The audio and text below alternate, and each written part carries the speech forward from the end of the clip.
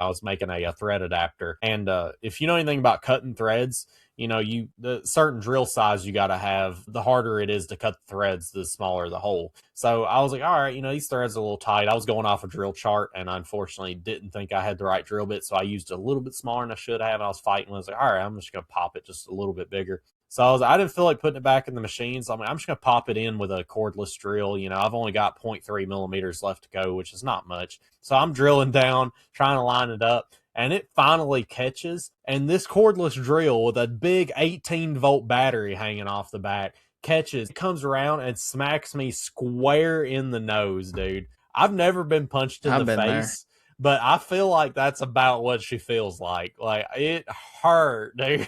It's like, oh my God, man. I've never felt such sudden instant pain. I was like, well, my nose is bashed in. I feel like Jared just punched me in the face. Hey guys, I'm Josh Brown. And I'm Jordan Stevens. And you're watching the Cars and Health Bars podcast. Let's get right into the episode. Hey, what's going on, guys? Welcome to Cars and Health Bars. Today is March 13th, another Friday the 13th episode, just like February. Big shout out to our sponsors, Chemical Guys Still Series, Blackout Coffee, Badass Extension Cords, and Speedway Motors. I've got a random gaming fact for you guys today, and it goes all the way back to the Atari.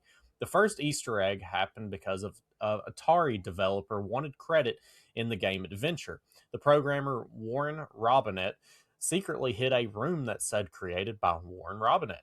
Back then, Atari didn't allow developers to put their names in the game because they didn't want competitors to poach their talent. So Robinett hid his message behind an invisible pixel you could carry through the maze to reach a secret room.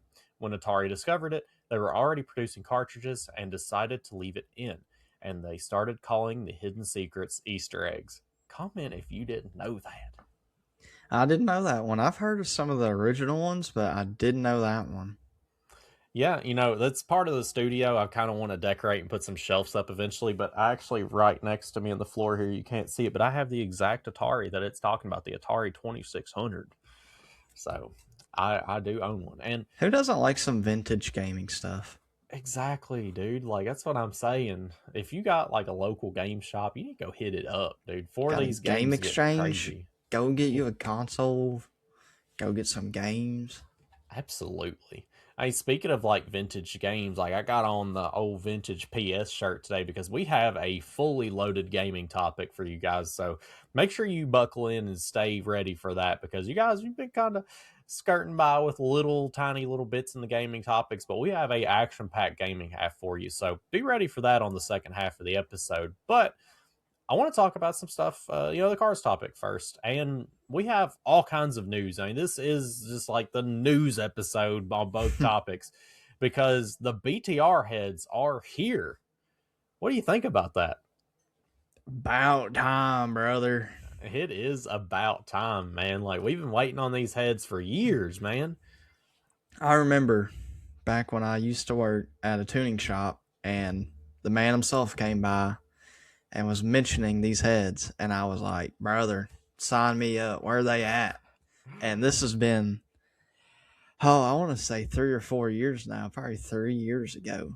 Yeah. I feel like Brian's went to PRI 3 or 4 times with these heads, just hoping to release them, but just so many problems. And man, I'm so happy to see they're out. And I know some local guys who picked them up some sets, and I cannot wait to see what they're going to end up doing for these cars, because these heads are supposed to flow better than an LT head. That's a pretty bold claim to make, yeah. Yeah, and I mean, we still don't see any porting from Brian on these heads. So, I mean, there's still potential. I mean, shave down, and, they got the thicker deck height. So, you can kind of cut the deck down, get a little more compression if you wanted. Maybe blend, the bowl and around the valve seat a little bit. You can do some pretty cool headwork to these things if you wanted. So, I know that they did send some batches out to people to kind of try some different ports and see, what different people could get out of them. And, I haven't seen no numbers. So let's, I want to see what they do on a stock LS3. I want to know what they do on a 6.0, a 5.3. I cannot wait to see things out of these heads. Yeah, I almost want to see now. You know, you always talk about the LT being the big brother to the LS. I almost want to see like maybe an LT versus LS head to head using these heads. Like, see, I mean, obviously the LT is still going to trope the LS, but I want to see how much it stacks to it with these better heads and some good combos from the LS, and see if it's possible to get an LS knocking on an LT's door. Yeah, I mean, I definitely think it's possible, but I guess we'll just have to wait and see, you know? Who Yeah. knows? I am super excited though, man. This is going to be really big for BTR. This is this could getting them in the head game can really push them just a notch higher that they are in the automotive manufacturing industry. Because I mean, we let's be honest, we haven't really TSP has not really been coming out with very much lately, at least not that showed up on our radar. And Brian's kind of, I mean, he is the cam guy now. He's pretty much dominated that market, and it's going to be kind of unique to see if Brian takes over the head market too. I mean, there's some big names in there. I mean, you got Frankenstein heads, you've got Trick Flow still making heads, you've got, I mean, all these other people making cylinder heads, and here BTR is fresh and new to the game. And I mean, one thing that's really notable about these heads is how dang cheap they are. I mean, that was Brian's number one thing. Brian did not want like $2,000-3,000 head. I think the receipt that I seen, somebody local that got one, they got a set of heads for like $1,100, dude. Like, Both cylinder heads yeah, a assembled? set. I'm not sure. I don't know this. I don't know the logistics on that, but that was the number. I'm like, That's because insane. if you go to his website and you find the cylinder heads, they're like 800. I think they're $800 for the core. Like that is, Hmm. bro, that's crazy, man. Yeah, and it's kind of weird saying like, "Oh, BTR is new to the cylinder head game" when you have people like Brian and like Hmm. Rick Smith. I mean, these old heads who were porting like old school Ford and Chevy heads back in the day. These guys are not like new guys when it comes to this. They are very experienced and seasoned when it comes to engine airflow dynamics. So, and what kind of surprises me is how big Brian got in the cam game to begin with when the market was already saturated. And the same thing for these heads. So it just proves that, anyone who's got the grit to come out with a good product and stand by it, I think it's good for the consumer, it's good for the industry, and we need more people to be in kind of positions like Brian. And maybe we need to see some more competitors jump up. It's good for the consumer and the industry. 1,000%. And yeah, building off what you said, Brian is no stranger to the head game. I mean, if you go back and rewatch our episode originally, whenever we had Brian on, he talks about how he got his start working at Trick Flow and coming out with these Yeah. heads. And I mean, Brian knows these heads, and yeah, almost makes me want to have him back on just to kind of do some PR for these new heads and pick his brain about them. What ended up being the finished product, because I mean, he was so hush hush about every little detail. And I mean, me and you also, we did not see this coming whenever they were going to come out with Recport along with Cathedral Port. We knew we were going to get Yeah. Cathedral Port, but for him to drop both ports on us at launch is kind of insane. I mean, we were for sure knew we were going to get a Cathedral Port, but Recport too, man. Brian hit us with some heaters, man. For sure. I mean, kind of building off what I said earlier, just like, he had total engine airflow. So, like, this is just, I'm surprised it's been this long. I guess I know he has fought a lot with the foundry and just getting the castings. So, it's good to see him out. You got to respect Brian for working and battling with these foundries and getting a good price for everybody, because I mean, not everybody can go and slap a set of $3,000 Frankenstein heads on their race car, on their street car Yeah. even. And Like, hopefully this helps the used market on cylinder heads, like used LS3 heads. I'll be seeing them for 800, $900 on marketplace. Like, those prices need to go down if you want to sell them now, because if I'm not spending that much when I can go buy a set of these heads. yeah, a few $100 extra and you got a brand new set Yeah, of I mean, heads you're that gonna flow have to way lower better. prices of some of these used heads. I mean, this will be good for the junkyard and the marketplace deals too. This just helps everyone out.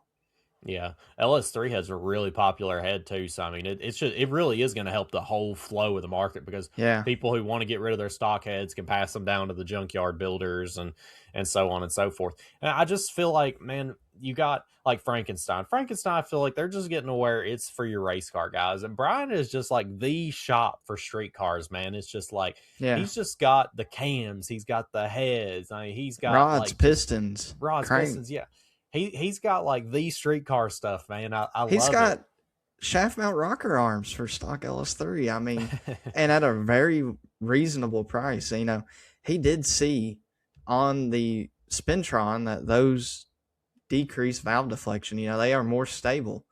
And I was rewatching that video. Just it's kind of funny. Like even changing the bolt in that rocker arm, they saw a difference. So it's like the amount of R&D that Brian does just has always been something that I've been very amazed by. Like he takes, you know, like, oh yeah, we got a good product here, and he just like continues to test and learn new things. Yeah, the wait for these heads, man, I feel like it's well worth, because we're gonna see some. I just know, man, we're gonna see some crazy numbers out of these heads. I mean, I feel like this is really gonna rock the LS head world. Yeah, I'm really you know, the LS3 stuff is cool, but I want to see some cool like 5.3, 4.8 stuff. Yeah. Like I mean, maybe not 4.8, but like at least 5.3 stuff. You know. Oh yeah, I really, my coworker's got that 5.3. I really feel like I could twist his arm enough into getting a setup for his Ranger. Just be like, hey dog, get you a set of heads. Just max effort in a 5.3. They mill them down, get a little more compression. For sure. Yeah, big shout out to BTR, man. We're going to have to reach out to Brian, because I feel like he'd definitely be down to come back on and talk about these heads. And it's been so anticipated. Absolutely. Well, Jordan, we have a bracket that we're going to start here soon. You want to tell our viewers a little bit about the next bracket that we're talking about doing? Yeah, everyone follow the podcast and submit. You know, we want all the shit boxes in this bracket. It is a shit box, kind of like / daily driver bracket. My daily driver is going to be in there, and you know, I'm a fan of shit boxes. If y'all don't know already, I mean, what's not to like about them? I mean, if you see me in my S10, don't be afraid to rear end me. You know, give me a little nudge. You know, like I don't care. Yeah, make sure you provide what's wrong with it, because that's gonna make it even better. Like, I want to hear about stuff not working. Oh yeah, you know, no AC, no heat, window don't roll up. Yeah, what you do to make stuff work. Like, you got like some vice grips on like a missing. Yeah, you got handle, like a light switch for like a window, like toggle switch. Like, dude, one coworker I had, he had like a sidekick, a Suzuki sidekick, and the door didn't close, so he had a deadbolt from a car from a house on the outside of the car. So like, he'd roll his window down and deadbolt himself in, and then roll his window back up. That's gonna suck on the rainy days. Oh my god, yeah, dude, we gotta have it. I think we're gonna go ahead and start collecting entries, but we might have a huge guest next episode. I kind of threw out some dates. I'm like, man, I'll move a show for you. That's how awesome this guest is. Like, I try to cater to our guests the best I can. So yeah, if that guest is not able that day, we're going to do that bracket next week. So definitely be looking forward to either that or a big guest. So you're not going to want to miss next episode. I already know we got some heaters coming to this bracket. Just some co-workers and some buddies. Jordan, I don't know about you, but I mean, I'm a dock points for like cool stuff. Like, you send in like S550, I'm gonna be like, all right, dog, this ain't no. Nah, that ain't. Driver. Yeah, I don't care if it got issues. It's still a S550. Yeah, I don't want to see your. When S550. We say shitbox, we mean like pre-2005.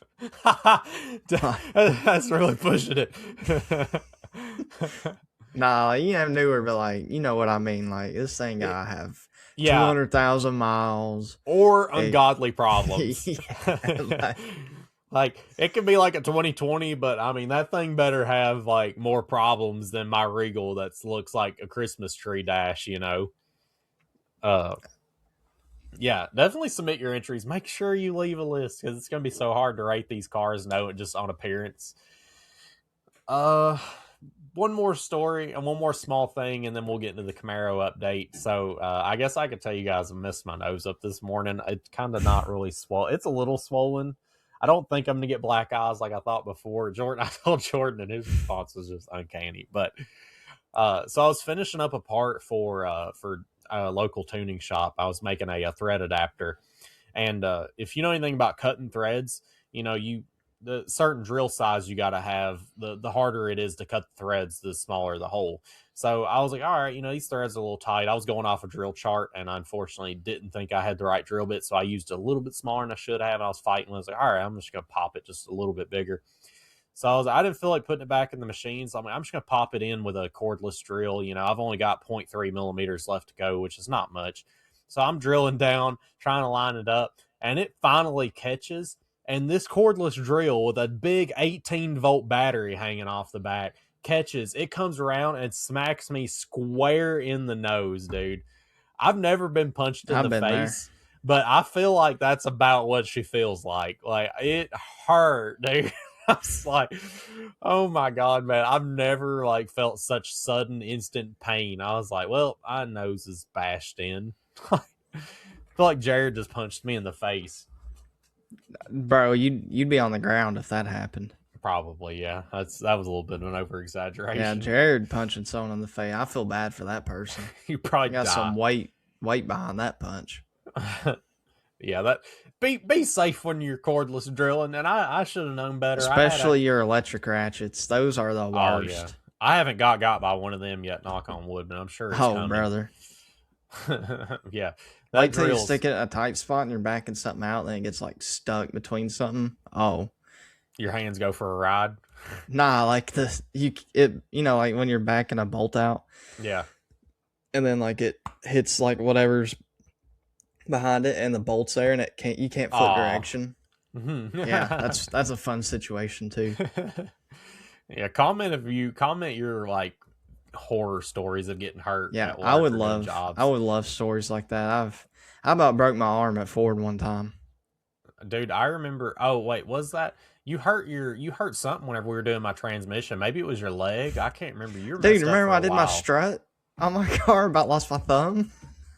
Dude, remember whenever you were was it my intercooler kit or something? We were doing something on my car for the torque storm, and you ground your fingernail down or your finger. That was my car. The strut broke. And I was grinding the bolt down.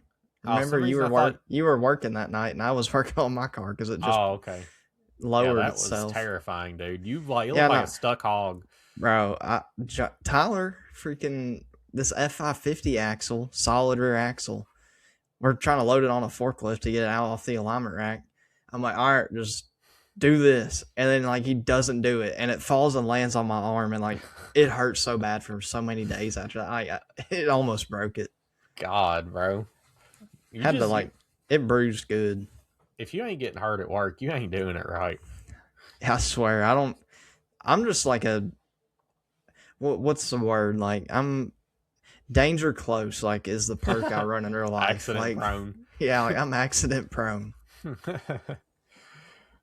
Yeah, send in those stories. That would honestly be a fun little side episode. Yeah, I would love to. Snapchat about I would love to react to other people's stories. If you send pictures of bone or blood, I'm not. You send it to Jordan. I don't want to see that. That makes me queasies. I don't like seeing messed up people parts. I could gut a deer. Fillet a deer. I could fillet animals, no problem. I start seeing messed up people parts that are on me. Nah, I'm out. I'm here for it. Let's see it. Oh, all right. One more topic before we get into the gaming stuff. So the Camaro update, we have the full diagnosis. The engine is currently in a trash bag, ready to go to the machine shop. We know what happened to it. Fortunately, Jordan showed up and helped me out a lot. I was so happy you came by because I was. I'd say I did a lot. I did a lot on my own. I kind of impressed myself. I got it down to I got it down to the engine. Oh, you had the slave driver there helping you. Yeah. I'm joking. Logan DeFevers was helping out so much. I can't, dude. Granted, I don't know Logan that well, but she knows way more about cars than I. She knows way more than I do. But knows more than most women or even most dudes. 1000%. I'm trying to do this all myself because Jack, he's letting me. He's doing a lot of the work too. He's helping out, but he's letting me use his shop too. I mean, I got all the way down to the block, but I mean, granted, the whole time I look back at Logan, she's sitting there. I'm like, "Hey, Logan, what come next?" And she'd be like, "All right, you're gonna go ahead and take them header bolts off, or you're gonna take it intake off, pop off the injectors." Like, and the whole time, every time I'm taking bolts off, she's got little Ziploc baggies. She's writing where it goes. I was like, "What a G!" So, like, Logan, if you're watching this, big thanks. You could not have done that without her and Jack, honestly, for letting me use the shop. For sure. Man, that balancer fought us tooth and nail. Let me just tell you, my ATI did not come with any instructions about honing the crank. I didn't even know that was a thing. But it needs to be honed before you put on an ATI, or you'll end up having to do what I did and light that thing cherry hot and beat the teetotal everything you got out of it to get that thing off, because she welds herself on if you don't hone her on there. It was a nightmare, man. But to the what happened to the Camaro. So we get it tore down.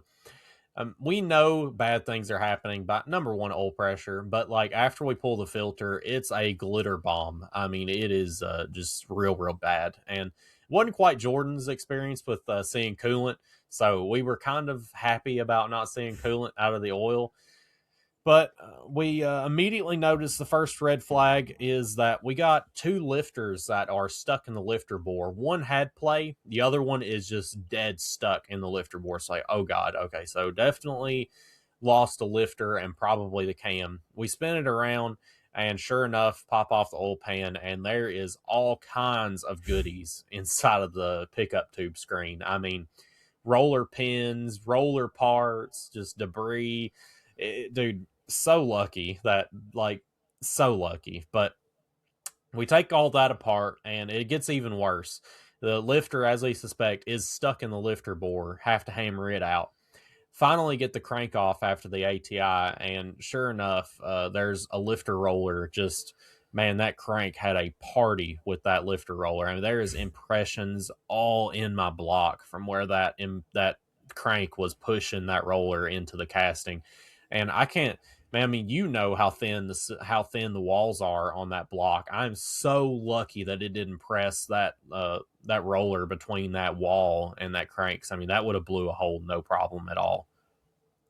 Yeah, I've seen a lot of lifter failures, and luckily I've never seen that. So it seems like usually that, for how bad yours was, it's actually kind of crazy how tame it was.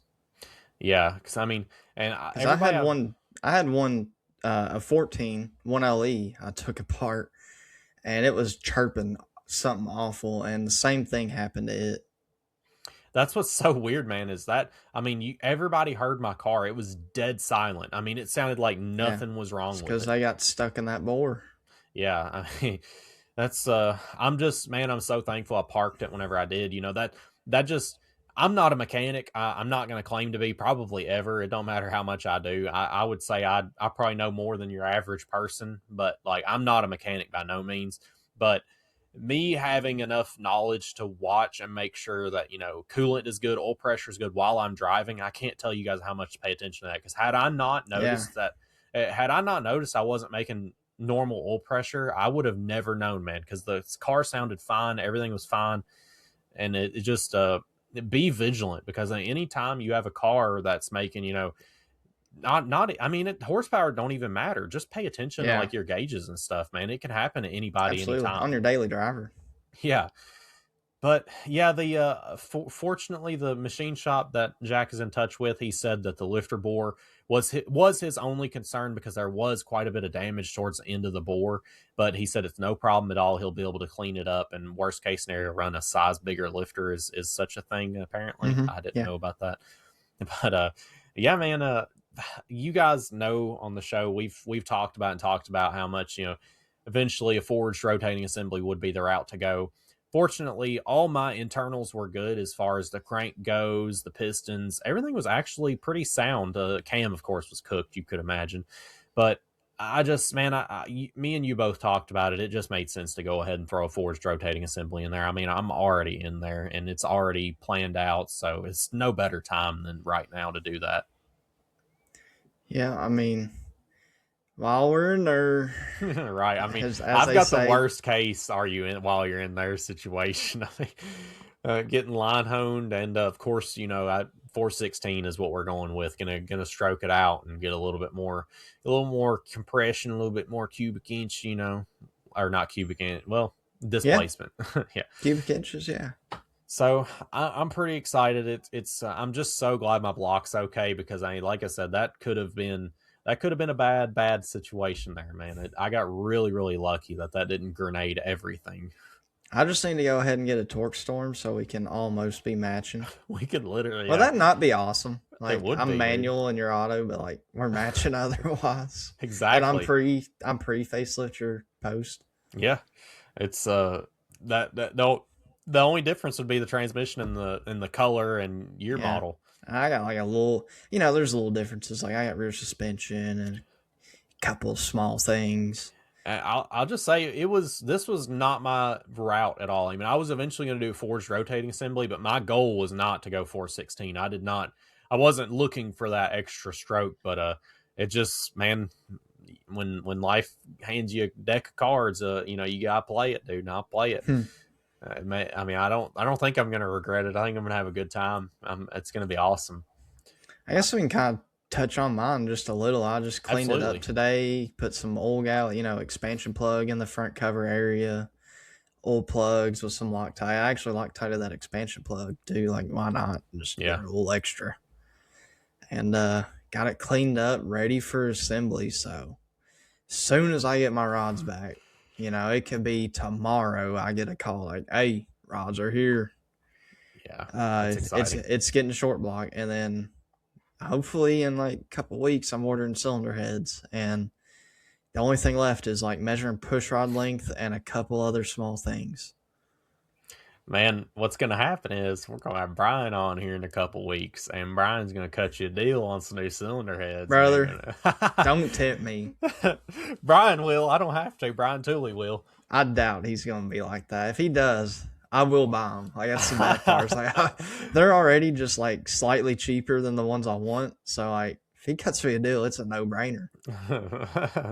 Man, I feel the same way, man. If Holly hits me up and is like, hey, you want to run a intake for us? I'm going to be like, all right. You got two, I got a homie. I mean, hey. Yeah.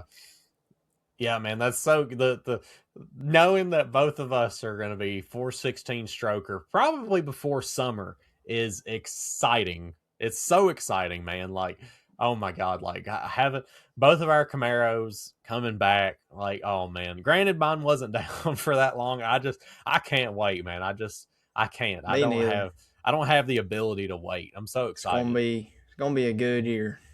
It is going to be a great year. Like I'm almost tempted, like now that I'm forged bottom end, I'm almost tempted to start like drag racing. We both having tie bar lifters.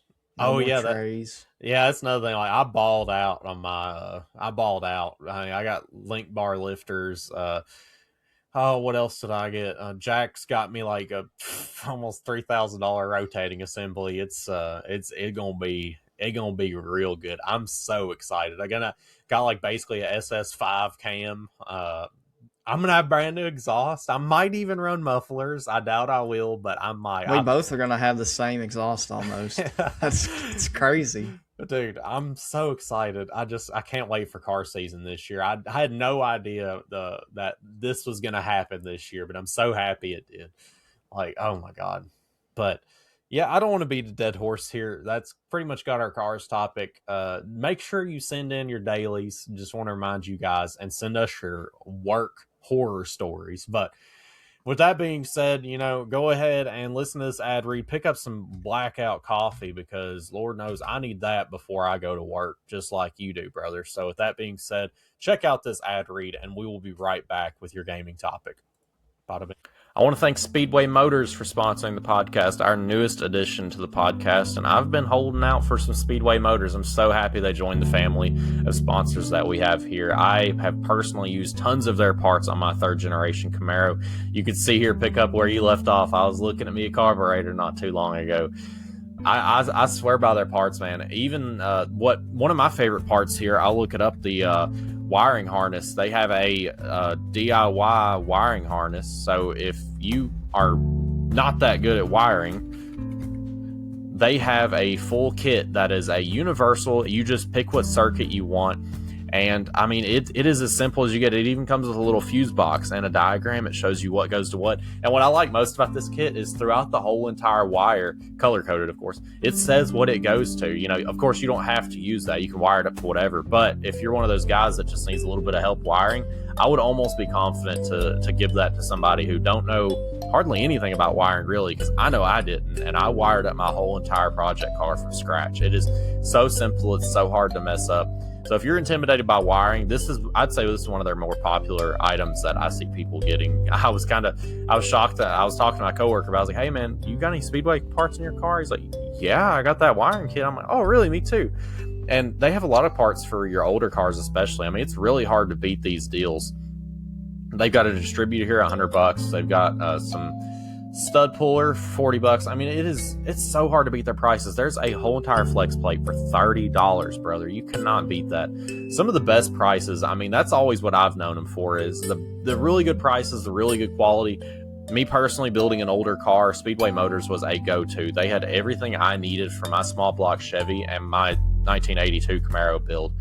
They're really good about that. My grandfather, he has been using Speedway Motors as long as he can remember. I mean, I'll ask him, like, hey, Peppa, what'd that part come from? Oh, I called Speedway Motors and they sent it to me. I just called him over the phone. He's got every Speedway Motors catalog dating back to probably whenever they first started printing them off. But yeah, again, I want to thank Speedway Motors so much for sponsoring the podcast, guys. Go on over, support them. One other thing I really like about it, so of course you see I've got my vehicles in here. I love them that much, but you can actually put your vehicle in there. And if you're like me, you've got an engine swap vehicle. It's so hard to shop for vehicles that have a engine swap, because you got a 1982 Camaro, but it's got a 350 small block Chevy in it, which didn't come in it. So it's like, I need parts for a 350, but I'm looking for parts for a 1982 Camaro, so don't really line up. That's where Speedway Motors is really, really cool. I haven't seen any other site like it. I'm sure they're out there, but you can have the chassis, and then whenever it goes to engine, you can select swap at the bottom, and you can say it has any engine you want to in it. It's really, really neat about that. So you can have your custom tailored vehicle into their garage search engine. So that is just one last really cool thing I like about Speedway Motors. So yeah, guys, hop on over there, see if they've got something for your build, and use our affiliate link so they know that we sent you. And with that being said, guys, let's get right back into the gaming topic. Thank you guys so much for sitting through the ad read.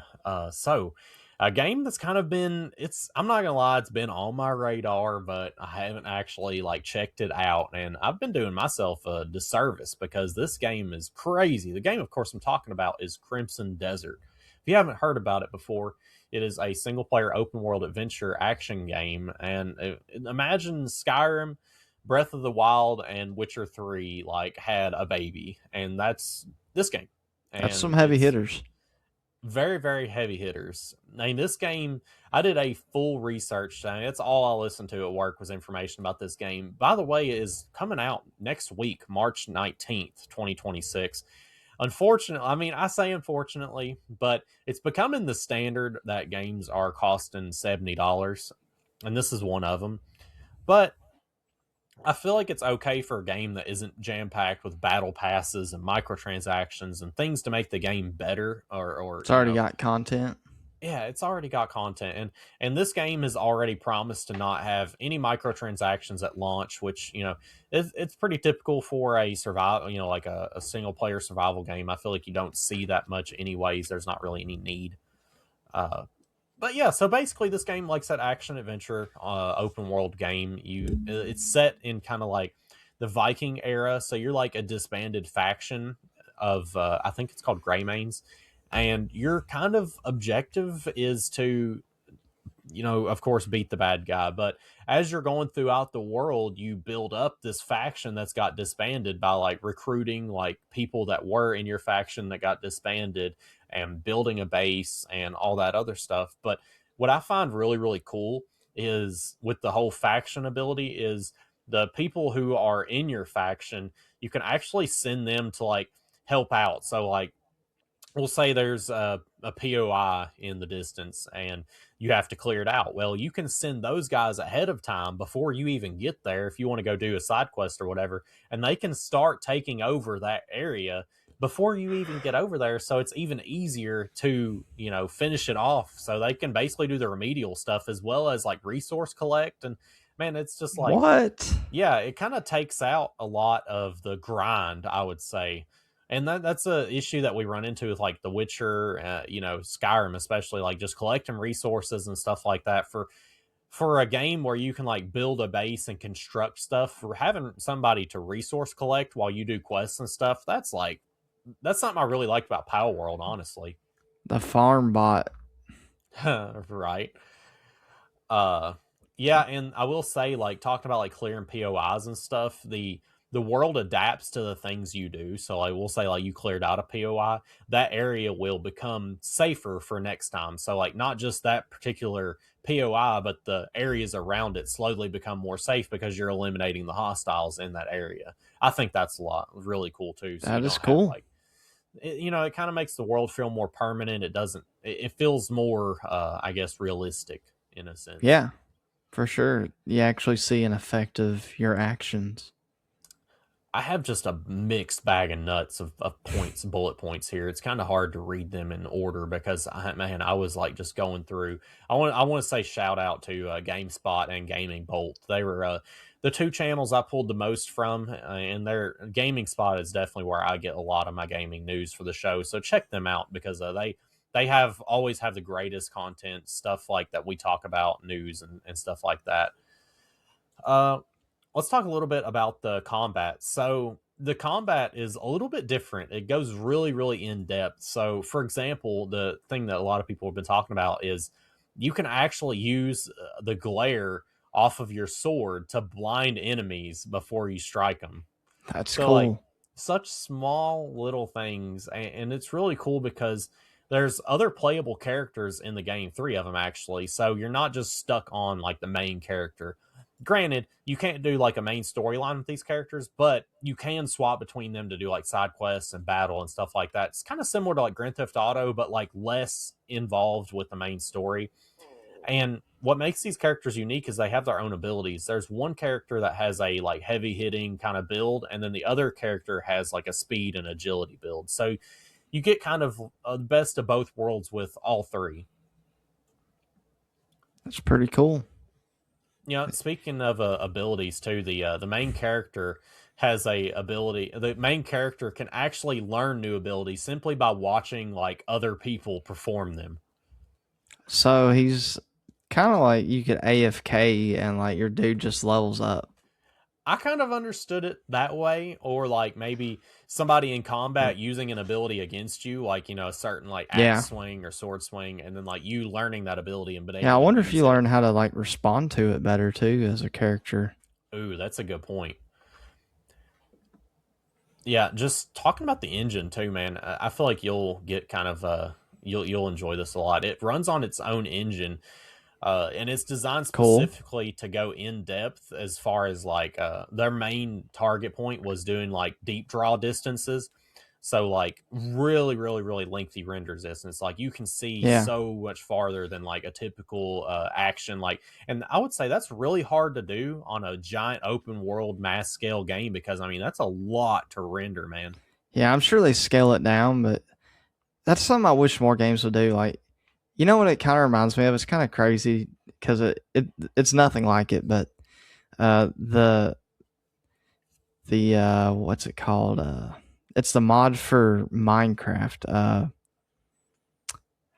What is it? If you loaded that chunk before, it'll load that biome, and you extended horizons or something like that on Minecraft. It's such a cool mod. It's what it reminds me of. Yeah. So you can see really far away. It's if you ever play Minecraft, just check that mod out. Like, telling you, it's worth. Yeah. Yeah, speaking of it being able to render really far away, I feel like a lot of the reason, not only just aesthetics, is to like also it being an open world adventure game. I mean, you see like a set of mountains off in the distance or like a castle off in the distance. I mean, Yeah, you're gonna want to go explore, especially if you're got free absolutely. time. And that's another thing that I really like about this game is there's no limit to the map. A lot of games you see where like there's areas blocked off till you hit like a certain level because they don't want you, Yeah, getting your crap kicked in right off the bat. Well, this game is actually set up to where you can explore anywhere. That area, yeah, it's probably going to be harder, but if you're somehow able to have the skill level to take on that harder area, you're going to see better loot. So like you can get super good loot early on if you're a really skilled player and can take on those high level areas. Brother, don't give me the temptation to do that. I think that's so cool, man, because like it's just you're bound to want to explore. Like you're always trying to find limits in video games. You're always trying to find the like world border or where you can't go no more. That was like I'll Need for Speed Underground 2 is like the main one. It's like I'll be cruising on the interstate and I'll be like, oh, that's blocked off, bro. Like I got to turn around now. Like I hate that. But Yeah, me too. with that being said, the different areas, each area has its own specific bosses that spawn. And what's really cool about the areas, from what it looked like, the boss fights kind of remind me of Souls games where like you're in like a POI where the boss is the center and you kind of got to work them down, health bar up top. But one thing that I found really cool is some of the bosses even drop their weapon for you to use. That's cool. I That feel was like really there's cool. going to be some people trying to like speed run this game. Like, I'm going to the hardest POI to get the best loot and then speed run the bosses. Like, I can see people doing that. Oh, 100%. Another thing too, we're talking about the map, man. The map supposedly is roughly the size of Red Dead 2, if you've ever played that. And if you That's a haven't, good map. that is a huge map, man. That's like, gosh dang, I'm trying to think of another game that would put it in perspective. I mean, what? I guess GTA 5 times 2, because I mean, Yeah. Red Dead's about that size. Yeah. I don't know, honestly. A lot of games that compare. I mean, it's going to be games like, I don't even know, like your Ghost Recon open world games, maybe Far Cry, maybe a bigger than that, though. I feel like Yeah. it's Trying hard to to say. Yeah, and speaking about how big the map is and everything, the this game is also going to allow you access to mounts, such as like horses, your typical stuff. But then it goes so far. Some of the mounts you can have is a dragon, and it goes much farther than that. The other mount that you can have that is just out of this world is a mech suit. It's It's like like Ark. it is like art, dude. It's You got your it's dinosaurs, and you just at the end game, you just got the mech. I'm so ready, man. This is like I said, this game's been on my radar, but it hasn't really. I don't know why, but I haven't really like looked into it that heavily until like here recently. But man, this game is going to be. Hey, it's got everything. It's got base building, resource collecting, hunting. It's looks amazing. Talking about it being like Skyrim. It's set in the Viking era, which who doesn't love the dang Viking era, man? I know some people that are going to go sick on it just because of that. Yeah, for sure. And I seen a lot of the gameplay because a few YouTubers and content creators got I think 6 hours of uninterrupted gameplay there at the studio, and they were said they had no issues whatsoever. There was like really small, minute Wow. problems. Yeah, and they got to play like two specific chunks. They got to play like the first 4 hours after the first credits, and then the like 2 hours of end game action. And there was like really small problems, but I mean, this is nothing. I mean, for a AAA game to have that short of problems is pretty impressive. Yeah, I mean, considering other games that have been coming out here lately, this is kind of what the standard should be. Oh, 100%. I I just it's going to be so much fun, man. I'm ready for a new single player game. I'm kind of playing just like small indie games right now, but been needing something like this because I feel like what was it? Starfield, man. Starfield kind of fell flat. I didn't really mess with that heavy. It just kind of felt, I don't know, it just didn't hit the note for me. Yeah. And just kind of been craving a new Skyrim style game, and I feel like this is going to it almost could be game of the year. We don't know yet. We'll see. Yeah, it very well could be. But I don't know. I mean, it's got some good competition this year. I can't lie. It does. Just a few other small things before we get off Crimson Desert. I want to note that I don't know what it means to you guys, but there was absolutely no AI voice generation inside this game. As we know, AI has been taking over the gaming space, and I don't know. It's either you love it or hate it. And I will say they've mentioned this has caused a lot of delays not having any AI voice generation because I mean this is a big game. That's a lot of voices to have to use. You know. Yeah, I imagine that's a lengthy process, is getting all the voice clips.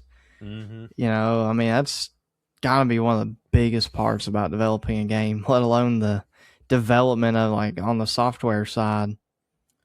Yeah, I will say one thing. We mentioned possible problems. One thing that's kind of sketching people out is there hasn't been any content from console being shared. So we're a little bit worried that a game that is going to hit this heavy graphics wise is not going to run well on console. So that's kind of sketching a lot of people out that we haven't seen any console content pre-launch. And I can definitely understand the skepticism on that because we know consoles can't handle that heavy frame rate and that render distance. Yeah, I mean, maybe your higher end consoles, but I'm sure they're gonna scale down for the base ones, especially. And I mean, is it uncommon for consoles to be running like 30 FPS on some games like this? Ooh, I'm not man, sure. Like, I that'd haven't be been part of rough. that console side of gaming in a while, but I wouldn't be surprised. I would say it'd be nice to see it run at 60 frames. I feel like 60 Yeah, frames would be that's the great. standard. Yeah. But yeah, I don't know. I feel like if it does, I would expect frame drop, especially like, entering in worlds, large spaces and stuff like that, maybe loading in some big structures, but I don't know, only time will tell. I will say too, branching off of like console, the this game Sony actually offered this game to be exclusive to its brand and they of course turned it down. So big baller, glad to hear that. I'm very against the console exclusivity, man. I want to see everybody Yeah, get their hands on games. seems like Sony isn't. Yeah, man. Sony being greedy. Because isn't Halo on PlayStation now? Yeah, it is. Like Sony, Yeah, like like they giving, they getting, but they ain't giving. that's what I'm saying. Oh man. Yeah, that's Crimson Desert. Check it out. March 19th, 2026. Gonna $70 on Steam for the standard edition. So and if you do get your hands on a copy, I can't promise that I'm gonna play it right off the rip. It's just I want to see some gameplay first for a game that I don't know much about. But if you get your hands on it, let us know what you think about it. I'd be glad to hear what your guys' personal experiences are with the game, and if it's something that is down your alley or not. That's something we want to know. But yeah, speaking of another game that could be game of the year, have you seen very much stuff about Resident Evil Relinquent, Resident Evil 9? Uh, Requiem. Requiem, yeah, my bad. I haven't seen a whole lot of gameplay. I've seen some things. I've seen some memes. It definitely looks like a fun game, and some people are like glazing Leon and stuff. It kind of Oh, of cracks me up. course. What I've seen, but it looks fun. I've never played a Resident Evil game. I've seen quite a bit of gameplay. Like, there's a meme in my friend group about like I think Resident Evil 6. It was on VR, I believe, wasn't it? Yeah. Might have been 7. I don't know, but I don't know. I could get into them. I don't know why I've never played them. This one looks fun, but I don't know that it would be my start. Yeah, there's a lot of lore, like especially with Leon. Leon's a lot of Yeah, lore. like I know he's an OG character in the series. I'll say, if you got Game Pass, Resident Evil 8 is on Game Pass, and it's actually, if you follow the timeline, that is like the very first thing that happens in the timeline. So, Oh, really? I didn't know yeah, that. yeah, it goes way, way, way back. But anyways, What Resident Evil 4 is before 9, I believe, I with think so. Leon. I That's mean, in the city. I tried to follow the timeline. The stuff you learn about in 8 is the beginning of the timeline. It's a spider web of a timeline to follow. I think. Yeah, sounds like Final Fantasy is like different. So like it's every game's kind of a little different. Yeah.